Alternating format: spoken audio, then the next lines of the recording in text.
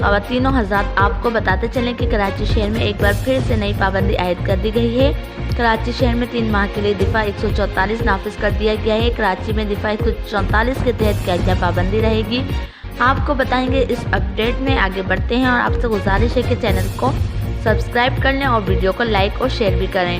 آپ کو بتاتے چلیں کہ کراچی بھر کے خاص طور پر سیکورٹی کے بڑے خدشات ہیں۔ پیش نظر یہاں پر محکمہ داخلہ سندھ نے کراچی سمیت سندھ بھر کے تمام تر دوسرے شہروں کے اندر دفعہ 144 کا نفاذ کر کے نوٹیفیکیشن جاری کیا ہے، جس کے تحت کراچی سمیت سندھ بھر میں اب اسلحہ ساتھ لے کر چلنے یا اسلحے کی نمائش پر مکمل طور پر پابندی ہوگی۔